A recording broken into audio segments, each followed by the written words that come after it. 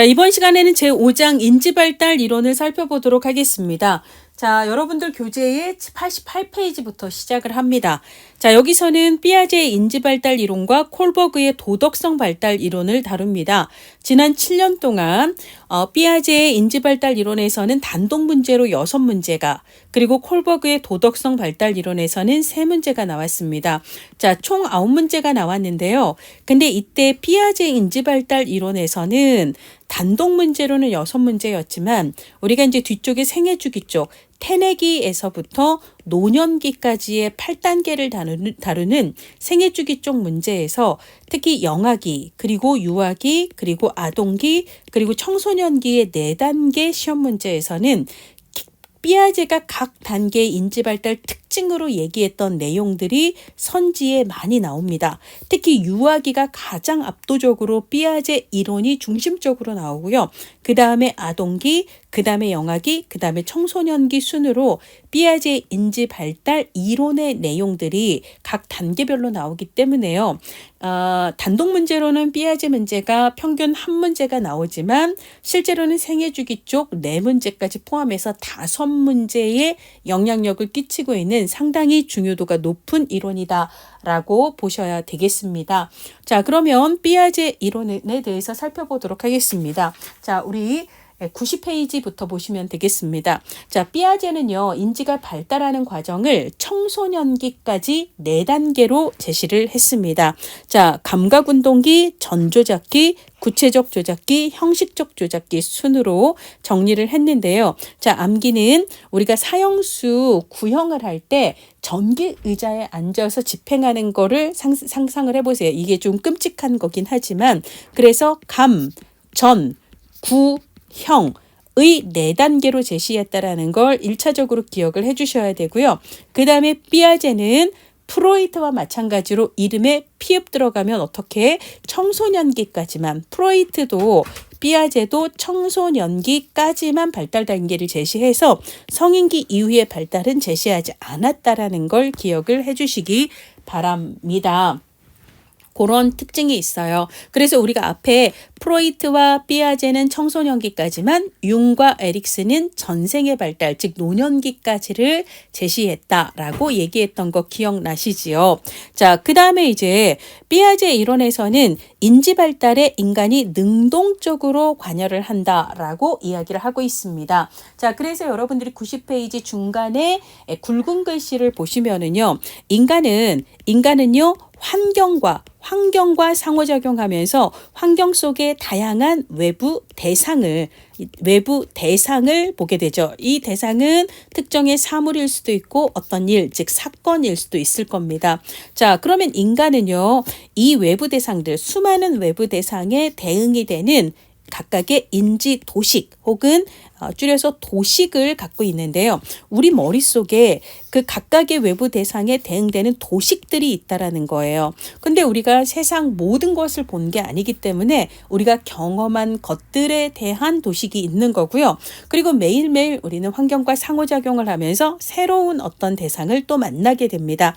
그렇게 되면 우리는요, 새로운 외부 대상을 만났을 때 기존에 내가 갖고 있던 내 머릿속의 도식들 중에서 이 새로운 대상에 가장 흡사한 도식을 적용을 해보게 되는데요. 이것을 동화라고 얘기를 합니다. 예를 들자면 나는 귤을 먹어본 적이 있기 때문에 귤을 알아요. 즉 귤에 대응되는 도식이 있다라는 거예요. 근데 어느 날 내가 처음으로 레몬을 보았습니다. 그러면 내 도식들 중에서 레몬이랑 그래도 비슷한 도식은 바로 귤이거든요. 그래서 나는 이 레몬을 귤이다라고 생각을 하게 됩니다. 근데 한 입 먹어보니까 내가 아는 귤과 달라요. 얘는 귤이 아니네.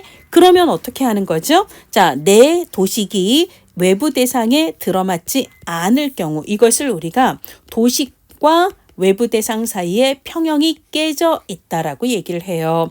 조화가 안 되고 있다는 거죠. 그럼 인간은 도식과 외부 대상이 안 맞을 때 평형을 다시 찾으려고 하는 경향이 있습니다. 이것을 평형화라고 이야기를 해요. 자, 그러면 내가 내 도식을 동화시켰을 때 이게 맞지 않으면 어떻게 해야 돼요? 외부 대상에 맞는 새로운 도식을 형성해야 합니다. 혹은 기존 도식을 변경을 하거나 혹은 새로운 도식을 추가를 해야 되는데요. 자, 이것을 우리가 조절이라고 이야기를 해요. 자, 그래서 기존 도식의 외부 대상을 맞춰 이해하는 건 동화. 그래서 안 맞으면 외부 대상에 맞는 도식을 변경 내지는 추가하는 걸 조절이라고 얘기를 하는데, 이렇게 동화와 조절의 과정을 통해서 다양한 외부 대상에 상응하는 도식들을 계속 확장시켜 나가는 것, 이것을 바로 인지 발달 이론이라고 인지 발달이라고 얘기를 하는 거예요. 즉 도식이 확장되는 것, 이게 바로 인지 발달인 거고, 이 과정은 인간이 자신의 도식을 대응하고 아니면 도식을 조절하는 과정을 통해서 능동적으로 이루어진다라고 이야기를 합니다. 자, 그 다음에 예를 들어 레몬을 보았을 때 이미 레몬을 본 적이 있고 먹어본 적이 있어서 레몬의 도식이 있는 사람과 레몬을 처음 봤기 때문에 도식이 없는 사람은 같은 레몬을 보고도 생각하는 방식이나 그걸 대하는 방식의 차이가 있을 겁니다. 자, 그러니까 객관적인 대상 자체보다 더 중요한 것은 그것에 대한 나의 도식이 있는가, 내가 그걸 알고 있는가, 이걸 주관적이다라고 이야기를 합니다. 자, 그래서 인간은요, 개인의 정서나 행동이나 사고가 환경과의 상호작용을 통해서 그걸 어떤 방식으로 생각하는가, 내 기존 도식에 부합하는 게 있고 없고 이런 방식으로 접근을 하기 때문에 주관적인 존재로서 내가 그걸 알고 있는가, 이런 게 중요하다라고 이야기를 합니다. 자, 이번에는요, 인간 발달에 대한 인지 발달에 대한 피아제의 과정, 자 16가지 내용이 적혀 있는데요. 여기서는 14가지 내용들을 쭉 한번 살펴보도록 하겠습니다. 자, 첫 번째, 피아제는요, 인지 발달 단계와 기능이 선천적으로 타고나는 거다라고 보았고요. 인지 발달의 과정은 능동적인 과정이다라고 얘기를 합니다.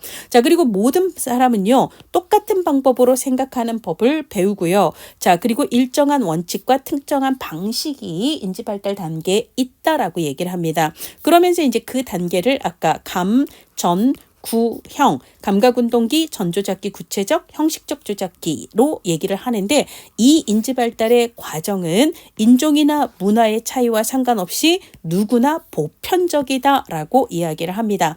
근데 이제 초기에는 상대적으로 기본적이고 구체적 수준에서 사고를 하지만 점점 복잡하면서도 추상적인 사고로 이제 발전을 해간다라고 이야기를 하고 있습니다. 자, 그 다음에 기본으로 피아제는 상위 단계는요, 하위 단계를 기초로 해서 형성이 되고 그 하위 단계를 좀 더 발전적으로 통합한다라고 이야기를 합니다. 그리고 이제 각 단계, 감각운동기, 전조작기, 그리고 구체적 조작기, 형식적 조작기는요, 얘는 뭐 지적인 수준이 높고 얘는 낮아, 이런 식으로 높낮이로 비교하기보다는 각각의 단계가 생각하는 방식이 다름으로 차이가 있다라고 이야기를 해요.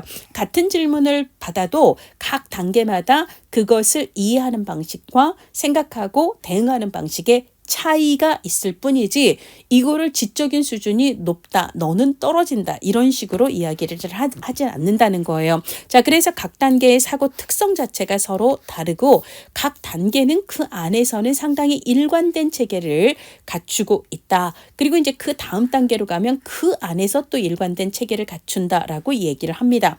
자, 아까 문화와 인종에 상관없이 보편적인 절차를 거친다라고 얘기를 했습니다. 모든 사람은 정해진 순서에 따라서 감, 전, 구, 형의 순서로 인지 발달 단계를 진행을 하게 되는데요. 자, 기본으로 감각운동기는 2세에서 그러니까 만 2세까지, 그 다음에 전조작기는 2세에서 7세까지, 구체적 조작기는 7세에서 12세까지, 그리고 이제 형식적 조작기는 중고등학생기 있잖아요. 청소년 시기를 이야기한다라고 얘기를 하는데, 이거는 대략의 연령 기준인 거고요. 단계별 성취 연령은 개인마다 조금씩 차이가 있을 수 있습니다. 자, 그리고 2세경 혹은 7세경 혹은 12세경과 같이 그러니까 단계가 변화하는 과도기적인 시기에는 전 단계와 후 단계의 공존의 그러니까 특성이 공존할 수 있다라고 이야기를 하고요. 자, 그다음에 되게 높은 수준으로 인지가 발달한 사람도 경우에 따라서는 그보다 낮은 단계의 사고를 할 수도 있습니다. 자, 그다음에 삐아제는요. 인지 발달에 필요한 세 가지 요인은 물리적 그러니까 그 성숙하고 그다음에 물리적인 경험 그리고 사회적 상호작용. 아까 다양한 것들과 상호작용하면서 동화와 조절의 과정을 거치며 인지 발달이 이루어진다라고 얘기를 했죠. 자, 이 세 가지 요소가 꼭 필요하며 이 중 어느 하나라도 결핍이 되면 인지 발달이 지연이 될 수 있다라고 이야기를 했습니다. 나머지 15, 16은 그냥 읽어보시면 될 것 같아요. 자, 주요 개념도 우리가 앞에 얘기를 했습니다. 자, 우리는 외부 대상에 상응하는 어떤 도식을 갖고 있다라고 얘기했는데 이건 외부 대상, 즉 사물이나 사건에 대응되는 전체적인 윤곽이나 개념으로 개념 정의가 됩니다. 자, 혹은 사건이나 자극을 인식하고 그것에 대응하는데 사용하는 기본적인 이해 틀이다라고 이야기를 해요. 자, 그 다음에 동화 조절은 했습니다. 기존 도식을 활용해 새로운 자극 대상을 이해하는 것은 동화고요. 그게 안 맞으면 새로운 대상 정보에 맞는 기존 도식을 변경 혹은 새로운 도식을 추가하는 것을 조절이라고 얘기를 했고요. 동화와 조절을 통해서 우리는 환경과의 상호작용에 적응해 나가며 인지가 발달한다라고 이야기를 합니다. 자, 이렇게 우리 머릿속에는요, 굉장히 많은 도식들이 있어요. 그러면서 예를 들자면 내가 물컵에 있는 물을 마시고 싶어요? 그럴 때는 이 컵 안에 있는 거는 물이다. 그죠? 그 다음에 이 컵은 손잡이가 있으니 여기를 잡아야 한다. 그리고 이 정도는 가볍게 한 손으로도 들 수 있으니 한 손만 써도 된다. 그리고 이 물을 흘리지 않으려면 대략 어느 정도의 각도로 기울이면 되는지 이런 것들을 다 알아야 우리는 이 물을 마시는 거잖아요. 자, 그러면 물을 마시기 위해서는 여러 도식들이 필요해요. 이것들이 결합이 되는 거죠. 이렇게 여러 상이한 도식들을 결합하는 걸 조직화라고 이야기를 합니다. 자, 우리 아까 평형화는 뭐라고 얘기했어요? 나의 도식과 외부의 대상이 조화를 이루는 것, 잘 맞아 떨어지는 걸 평형이라고 얘기를 해요. 그런데 이게 잘 안 맞으면 그 평형을 맞추어 가야 되겠죠? 그렇게 맞추어 가는 과정을 평형화라고 이야기를 하기도 합니다. 자, 그 다음에 인지발달 단계에 대해서 보도록 할게요. 자, 92페이지부터 나옵니다. 감전구형 이거 꼭 외우셔야 되고요. 자, 감각운동기의 시험 문제에 제일 많이 나오는 특징은 바로 대상 영속성이에요. 이거는 감각운동기에 대해서도 있지만 우리 감각운동기는 생애주기에서 영아기에 해당하거든요. 영아기 문제에서도 대상 영속성은 정말 많이 나옵니다. 자, 그럼 대상 영속성의 의미는 무엇인가요? 대상 영속성이란 어떤 대상이 시야에서 사라져도 그 존재가 소멸되지 않고 여전히 어딘가에는 존재한다라는 사실을 이해하고 있는 거예요. 그래서 아가가 처음에는 엄마가 화장실 가서 문을 닫으면 엄마가 눈에 보이지 않기 때문에 엄마는 이 세상에 존재하지 않는다고 생각해서 엄마를 찾지 않습니다. 그러다가 대상 영속성이 형성이 되면은요, 엄마가 문을 닫고 저쪽 화장실 문으로 들어갔을 때 엄마가 안 보이잖아요. 그래도 엄마가 존재한다라는 걸 알아요. 어딨지? 안 보이네? 그러면서 엄마를 찾게 되는 거죠. 요런 게 보통 이제 감각운동기는 0에서 2세까지를 얘기하는데요. 대략 생후 한 10개월 정도? 10개월 정도면 대상 영속성이 나타나면서 애착 대상이 사라지면 눈에 안 보이면 찾으려고 하는 그런 그 성향을 보입니다. 자, 우리가 눈에 보이지 않네? 어딨지? 찾으려는 행동을 한다라는 건 의도가 있는 행동을 한다라는 거예요. 이걸 달리 얘기하면 목적 지향적인 행동을 한다라는 겁니다. 대략 한 10개월 무렵에 그러니까 삐아제가 자신의 이제 딸 둘 아들 하나 있거든요. 막내 아들이 누워서 장난감을 보고 있는데요. 자, 삐아제가 장난감과 아들 사이에 큰 베개로 가로막았대요. 그러면 이 베개에 가려서 장난감이 안 보이는데요. 근데 이 아이가 자기의 손으로 쓱 이 베개를 치우더래요. 자, 그러면 베개로 가려진 장난감이 존재한다라는 걸 알고 있고 다시 그 장난감을 보기 위해서 방해가 되고 있는 베개를 치워버린 거잖아요. 이거 뭐죠? 목적이 있는 장난감을 다시 보기 위해 방해물을 치우는 행동을 했고, 즉 목적지향적인 행동을 했고, 그리고 베개가 가로막아서 안 보이는 장난감의 존재를 알고 있기 때문에, 있다는 걸 알고 있기 때문에 다시 찾으려 한 거잖아요. 대상 영속성도 발달을 했다라는 걸 알게 되는 거죠. 자, 그래서 시험에 제일 많이 나오는 감각운동기의 특징은 대상 영속성이다, 알아두셔야 되고요. 이 시기 아이들은 환경을 탐색할 때 보고, 그 다음에 만져보고, 맛을 보고, 귀로 듣고, 이런 감각적인 거, 그리고 직접 몸을 움직여 보는 거 있잖아요. 이런 걸 통해서 환경을 탐색합니다. 말 그대로 감각과 운동이 중요한 시기라는 거죠. 자, 근데 이제 만 2년 동안의 감각 운동기는 사실 아이들의 두뇌 발달 혹은 인지 발달이 엄청난 속도로 일어나는 시기이기 때문에 이 시기를 다시 하위 6단계로 나누어서 피아제는 설명을 합니다. 간혹 얘가 시험에 나오기도 해요. 우리 같은 경우는 최근 2018년도 시험 문제에서 16기 시험 문제에서 이 하위 6단계의 문제가 나왔었습니다.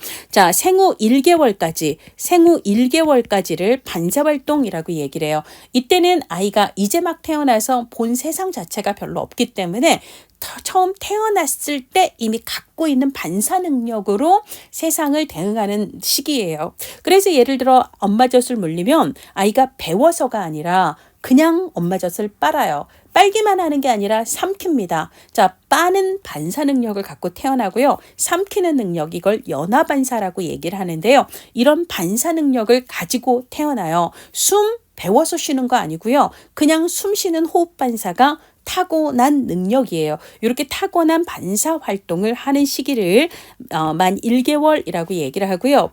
1개월에서 4개월까지는 1차 순환 반응, 그 다음에 4개월에서 8개월까지는 2차 순환 반응, 그 다음에 8개월에서 12개월까지는 이때는 2차 도식의 협응이라고 얘기를 하고요. 12에서 18개월까지를 3차 순환 반응, 그리고 18에서 24개월까지를 통찰기라고 얘기를 해요. 그러면 여기에 순환 반응, 순환 반응, 순환 반응이 3번 나오는데요. 이 순환 반응을 쉽게 말하면 굉장히 반복을 한다라는 거예요. 자, 그럼 무엇을 반복하는가?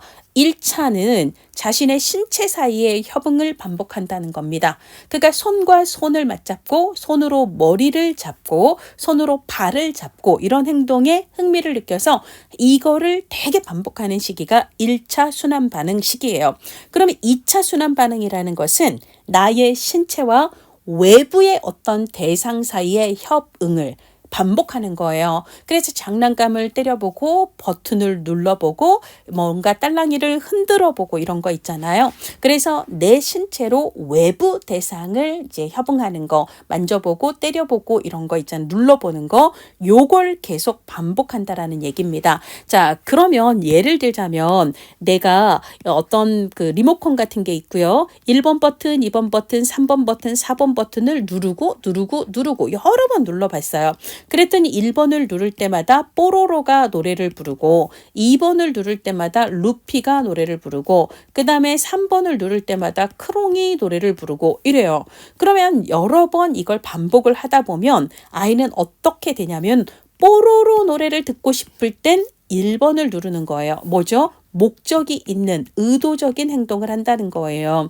자, 2차 도식의 협응이라고 하는 것은 이렇게 1번을 누르면 뽀로로가 노래를 하네. 1번을 또 눌렀더니 뽀로로가 노래를 하네. 이걸 통해서 1번을 누르면 뽀로로가 노래를 하는구나. 원인과 결과 사이의 인과관계를 어렴풋이 깨닫게 되는 거고요. 이걸 바탕으로 해서 내가 이런 결과를 원하면 이 원인을 조작하면 되겠구나, 이걸 아는 거예요. 그래서 뽀로로 노래를 듣기 위해 1번을 누르고 루피 노래를 듣기 위해 2번 버튼을 누르는 목적이 있는 행동을 하게 되는 이 시기를 2차 도식의 협응이라고 얘기를 하고요. 바로 이 시기가 아까 삐아제가 자기 아들과의 사이에 베개를 놨는데 베개를 치워 장난감을 다시 보려 했다라는 그 스토리가 등장하는 부분이에요. 자, 그래서 이 시기는 목적지향적인 행동뿐만 아니라 플러스 모두 베개로 가려진 그 장난감의 존재를 안다 해서 대상 영속성이 발달하는 시기로 2차 도식의 협응기를 이야기를 합니다. 자, 이번에는요 3차 도식의 협응이에요. 3차라고 하는 것은요, 자 이제는 인과관계를 어렴풋이 알았거든요. 그러면 젓가락으로 두드리면 소리가 난다. 이거는 알아요. 자, 근데 유리를 두드리거나 나무를 두드리거나 컵을 두드리거나 방바닥을 두드릴 때마다 소리가 이렇게도 나고 저렇게도 나고 저렇게도 나고 저렇게도 나거든요. 이걸 반복하는 거예요. 이건 뭐냐면 원인의 차이를 가하면 그러면 결과가 어떻게 달라지는가, 결과의 차이를 보는 거예요. 이걸 반복하는 게 3차 순환 반응입니다. 따라서 예를 들자면 이 시기에는 목적을 가지고 내가 이런 목적을 위해서 이걸 했는데 이게 잘 안 맞아요. 그러면 그 목적을 위해서 원인을 바꿔보는 거예요. 그럼 이걸 해볼까? 이걸 해볼까? 이걸 해볼까? 요렇게 될 수 있다라는 거예요.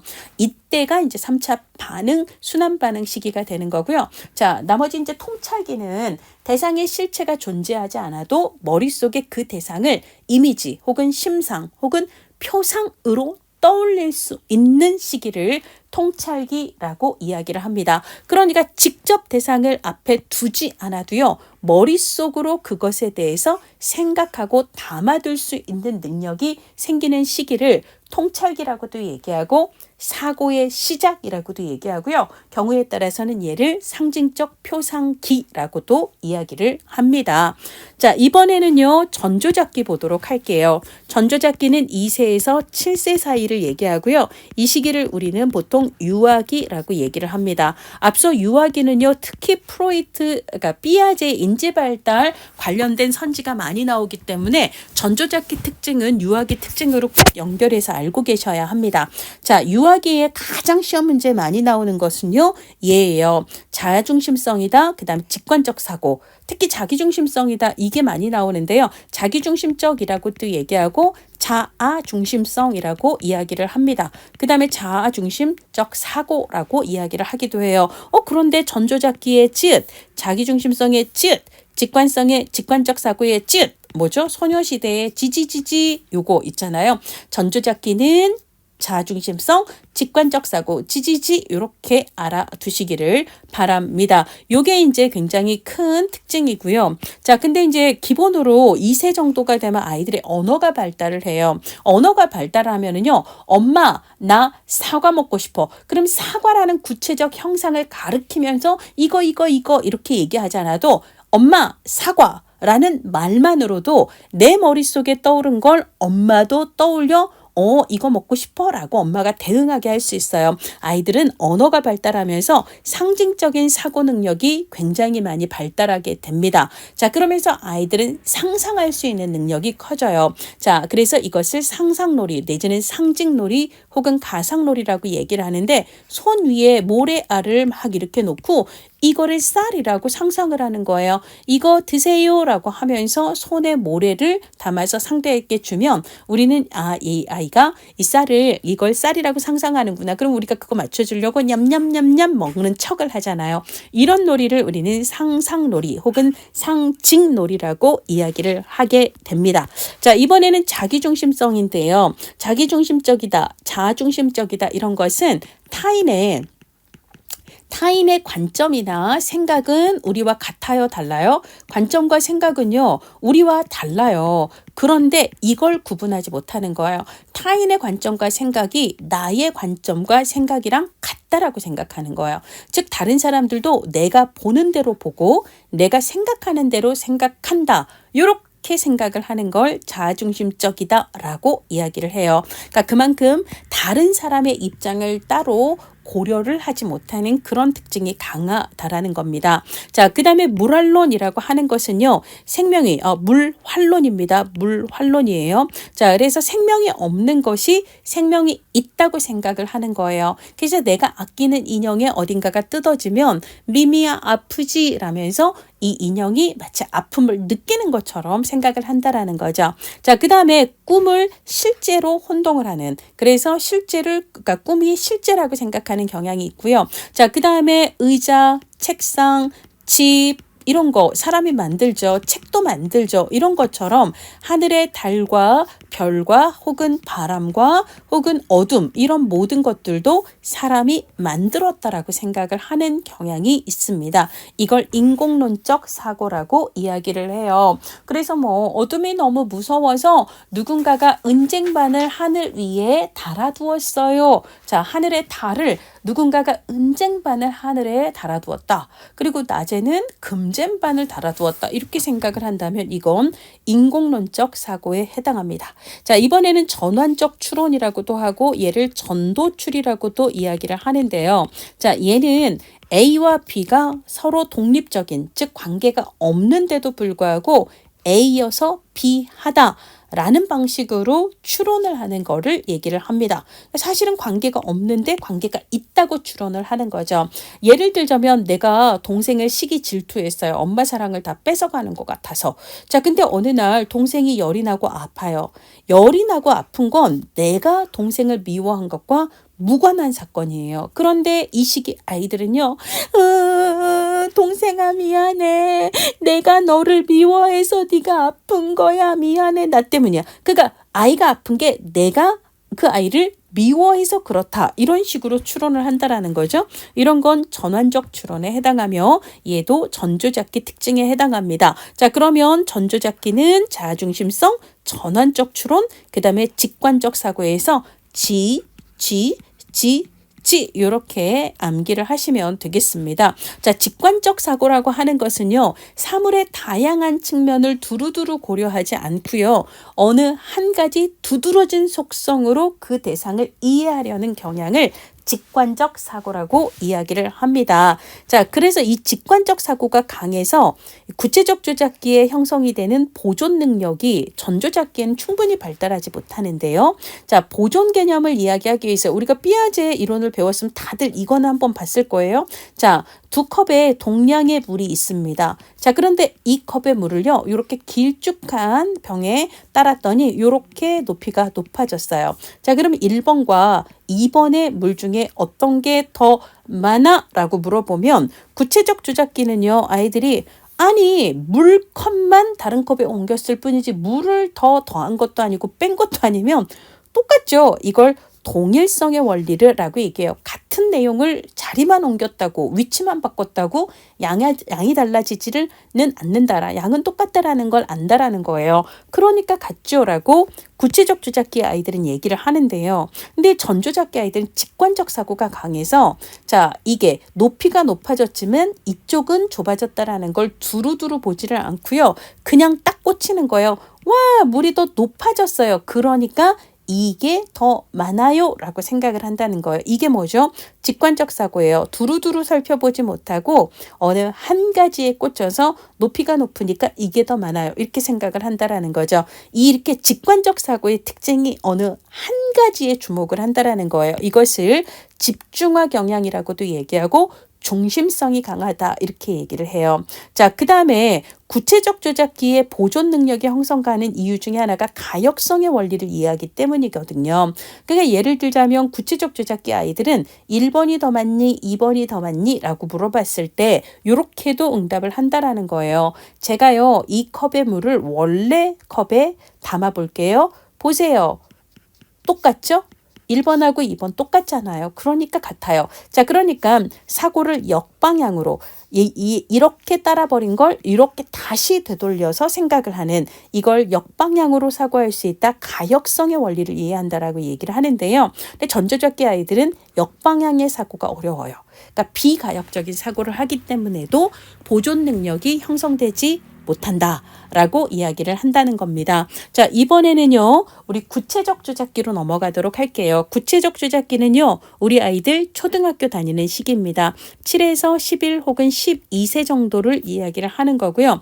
자, 이 시기는 우리가 흔히 아동기라고 이야기를 합니다. 즉 아동기, 즉 구체적 조작기에 가장 시험 문제에 많이 나오는 것은 바로 보존 능력입니다. 아까 요거 있잖아요. 이 물이나 같다라는 걸 안다라는 거예요. 그 중에 하나가 아니 위치만 바꿨잖아요. 그릇만 바꿨잖아요. 물을 플러스한 것도 아니고 물을 마이너스를 한 것도 아니라면 당연히 물의 양은 동일해요 라고 한다라는 걸 안다는 거예요. 자, 그 다음에 제가요 원래 컵에 다시 담아 볼게요. 똑같죠? 라고 역방향으로 다시 사고를 할 수도 있습니다. 자, 그 다음에 남은 하나는 이거죠. 아니요, 물의 높이는 높아졌지만 물의 폭은 좁아졌잖아요. 그럼 그거나죠. 이것을 자, 이게 플러스 된 걸 이 마이너스로 이렇게 만회하고 있다. 그래서 이거는 보상성의 원리라고 이야기를 합니다. 그러니까 이제 구체적 조작기의 보존 능력이 획득되는 것은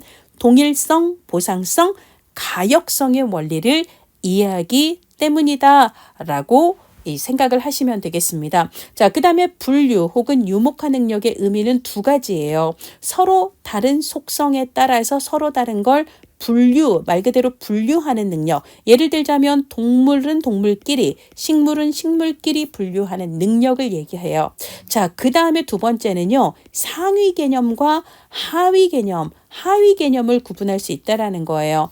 예를 들자면 동물이나 식물은요. 생물에 해당하며 이 생물은 동식물의 상위 개념이라는 걸 안다라는 거죠.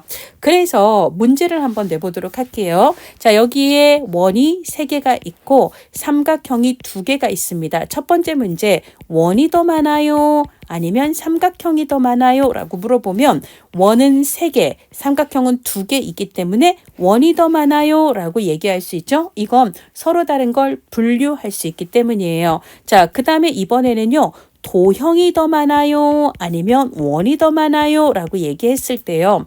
그러면 전조작기 아이들은 직관적 사고를 하기 때문에 얘는 3개, 얘는 2개니까 그냥 3개가 더 많아요. 또 원이라고 얘기를 한다는 거예요. 자, 그런데 구체적 조작기 아이들은요.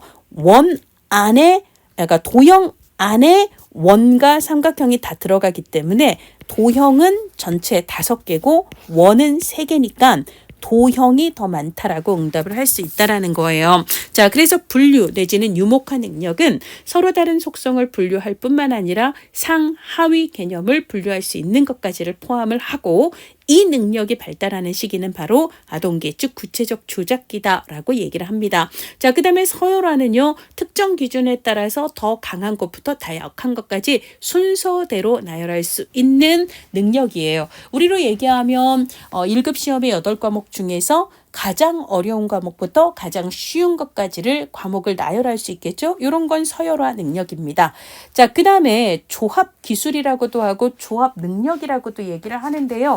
97페이지 맨 위쪽에 있습니다. 컨비네이션 스킬이라고 하는 것은 일정 수의 사물이 있으면 그거를 펼쳐놓든 밀집해 놓든 혹은 형태를 바꾸더라도 그 숫자가 마찬가지라는 것을 이해하는 능력이다라고 이야기를 합니다. 자, 그러면 조합 기술이라고 하는 것은요. 9개의 바둑알이 있을 때 이 9개를 5개 그리고 4개 이렇게 5와 4로 분류를 할 수도 있고요. 그 다음에 2와 7로 분류를 할 수도 있고 그 다음에 4와 5로 분류를 할 수도 있고 이럴 거예요. 자, 그래도 어차피 9다. 그러니까 5 더하기 4도 9고요. 2 더하기 7도 9고 그 다음에 1 더하기 8도 9라는 걸 알 수가 있는 거죠. 그래서 조합 기술이 획득되면서 아이는 기본적인 연산 개념을 이제 터득할 수 있다라고 이야기를 합니다. 자, 그 다음에 전조작기의 특징 중에 하나가 바로 자기중심성이었잖아요.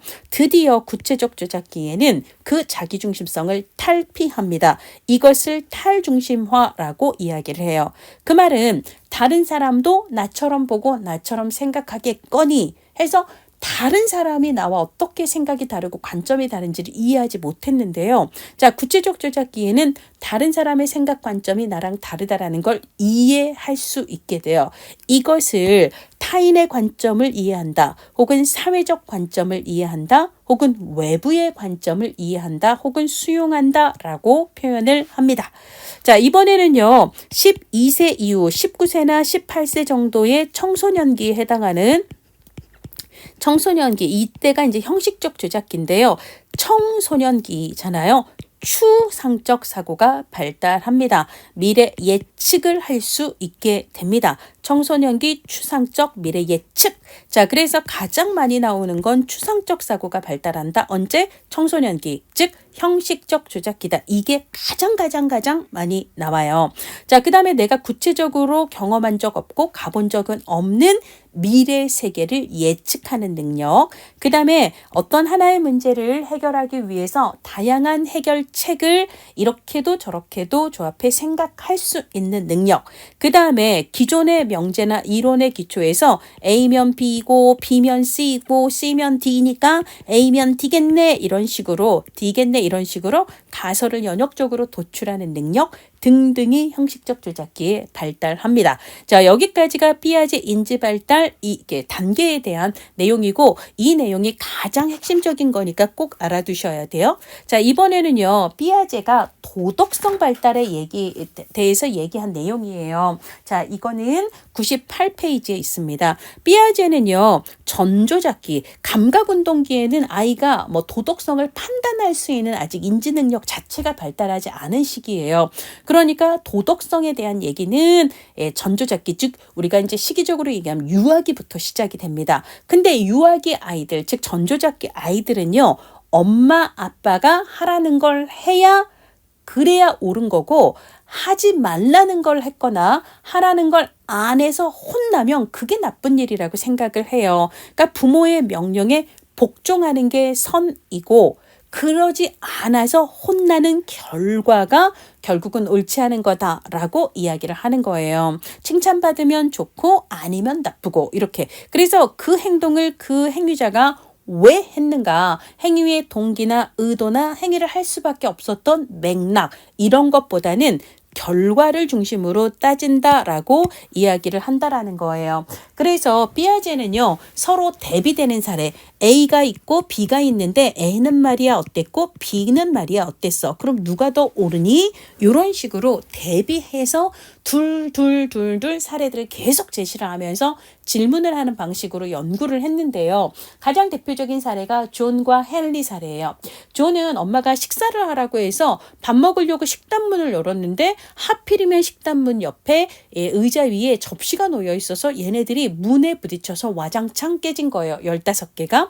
자, 그 다음에 헨리는요. 엄마가 외출한 사이에 엄마가 먹지 말라고 얘기했던 찬장에 잼을 꺼내려다가 훔쳐 먹으려다가 실수로 컵 하나를 깹니다. 자, 그러면 헨리는 훔쳐 먹으려다 그랬고 존은 그냥 엄마가 불러서 문을 열었을 뿐인데 접시가 깨진 거잖아요. 그런데 타율적 도덕성, 즉 전조잡기 단계에서는 의도가 아니라 상황이나 맥락이 아니라 15개를 깬 경우와 1개를 깬 경우 이 결과를 주로 본다는 거예요. 그러니까 15개를 깬 존이 더 나빠요. 이런 식으로 응답을 하는 경향이 타율적 도덕성인 전조잡기 혹은 유아기에 강하더라라고 얘기를 합니다. 자, 근데요. 자율적 도덕성이 발달하는 건 구체적 조작기, 그러니까 우리 아이들 7세 이후부터, 그러니까 초등학교 시기부터예요. 그래서 이때는요. 행위의 결과만 보는 게 아니라 동기예요. 동의가 아니라 행위의 동기 혹은 의도 혹은 그럴 수밖에 없었던 맥락을 참작합니다. 그러니까 정상 참작을 해서 옳고 그름을 따진다라는 거죠. 정상 참작을 하는 거고요. 자, 그 다음에 부모의 명령은 무조건 지켜야 될 절대적인 규칙은 아니다라고 생각을 해요. 이제는 자율적 도덕성은 규칙이란 사람들이 서로 합의한 산물일 뿐이고 규칙이 별로 바람직하지 않은 것 같다면 언제나 새로운 합의를 통해서 규칙은 변화할 수 있다라고 얘기를 하는 게 자율적 도덕성이다라고 이야기를 합니다. 자, 그 다음에 이제 99페이지에는 피아제 이론의 의, 그러니까 아동의 인지 발달에 대해서 이해를 할 수 있게 했다라는 거. 그래서 아동 대상의 프로그램에서는 피아제 인지 발달 이론을 참고할 거리가 많다라는 거. 요건 의라고 볼 수가 있습니다. 자, 근데요. 피아제 이론에 대한 다양한 비판들이 있어요. 그 내용 타이틀만 읽어보시면 성인으로부터의 가르침, 교육, 훈련, 연습의 중요성을 간과한 채 그냥 아이가 자신의 도식을 대입해보고 안 되면 조절하는 방식으로 스스로 인지를 발달시킨다. 이렇게만 얘기를 하고 있다라는 거에 대한 비판을 받고요. 자, 그 다음에 청소년기 이후에 성인기 발달을 다루지 않았다라는 거에 대한 지적을 하는 비판이 있습니다. 자, 그 다음에 소수 사례에 대한 임상 연구를 중심으로 이루어졌는데 이거는 케이스 수가 너무 적어서 일반화 가능성이 떨어진다라는 비판이 있기도 합니다. 자, 그 다음에 인종이나 문화와 상관없이 어느 문화에든 보편적으로 인지발달 단계가 적용이 된다라고 삐아제는 얘기를 했는데요. 과연 그러한가? 라는 지적을 하는 비판이 있고요. 문화적인 차이, 사회 경제적인 차이, 인종의 차이를 너무 간과한 채 모두 다 똑같이 이런 순서를 발발하고 이제 일반화시킨 건 아니냐라는 비판을 받기도 합니다. 자, 뭐 등등등의 비판이 있다라는 거 참고를 해주시고요.